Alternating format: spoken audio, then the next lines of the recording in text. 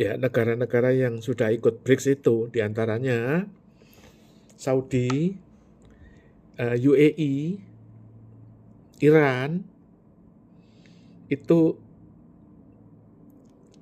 untung Argentina nggak jadi ya. Nah, ini nggak jadi. Ya, tetapi Brazil itu dilanda perang ya. Salah satu diantaranya Saudi itu iring-iringan mobil Muhammad Salman itu dibom. Untung Pak Salmannya nggak mati. Adiknya Emir UAE itu ditush, is dead. Presiden Iran, presiden, wakil presiden itu ditush, is dead. Dan kemudian selain itu Saudi, Abu Dhabi, Sharjah, Dubai, Rio de Janeiro, ya ini yang terakhir ini, Brazil, banjir bandang. Ya, berhari-hari ya. Mungkin sekarang udah selesai. Itu negara teluk ya, negara padang gurun. Di Dubai, Sharjah, Abu Dhabi, Saudi itu negara gurun, negara padang pasir. Bisa banjir itu udah kayak gimana itu. Oke, itu update tentang berita tentang BRICS. Berikutnya adalah saya bahas mengenai berita. Saya ingin bahas agak panjang ya, sabar ya. Tapi selesai dalam waktu 10 menit.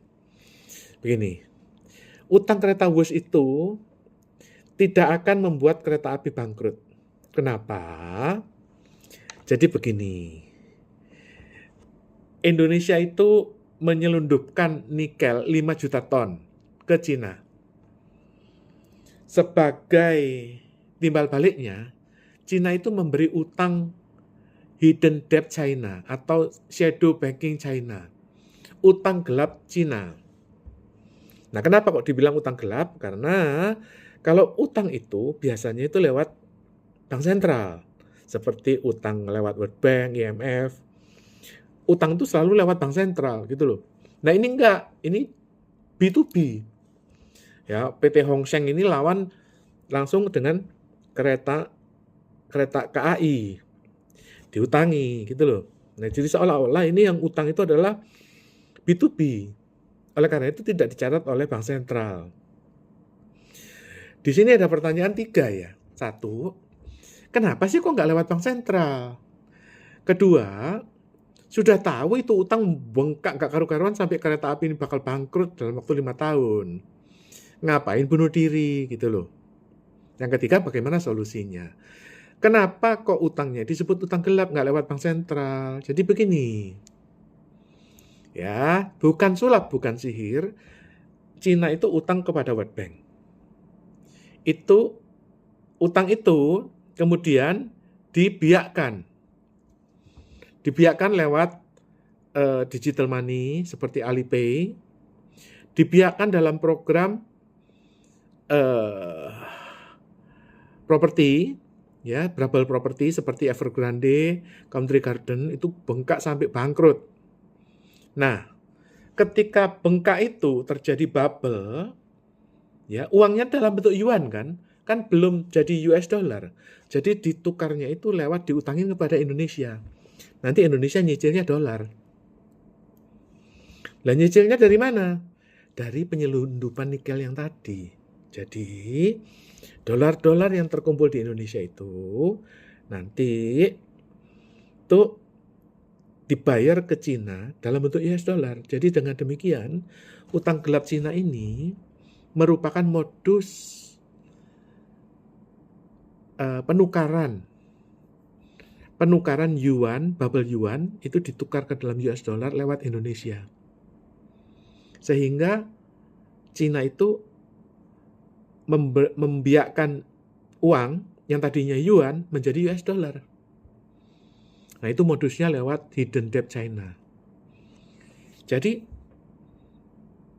apakah kereta api cepat ini nanti bakal bangkrut? Ya enggak lah, enggak. Indonesia itu sudah punya uangnya dalam bentuk tadi penyelundupan nikel yang 5 juta ton itu.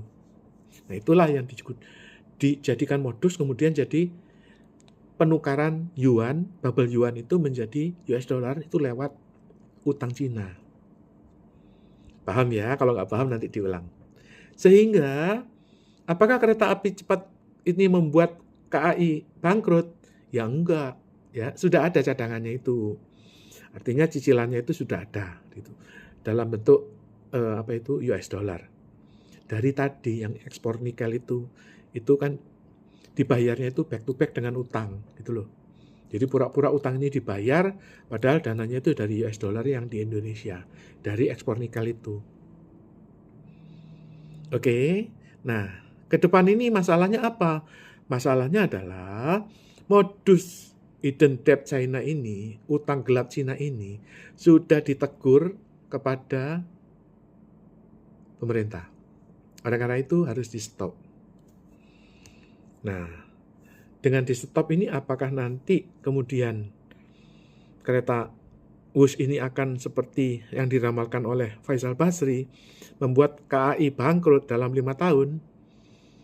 Kita tunggu update-nya nanti. Kita lihat aja ya. Tetapi edukasinya kira-kira demikian. Ya, jangan terlalu membahas mengenai dalamannya pemerintah.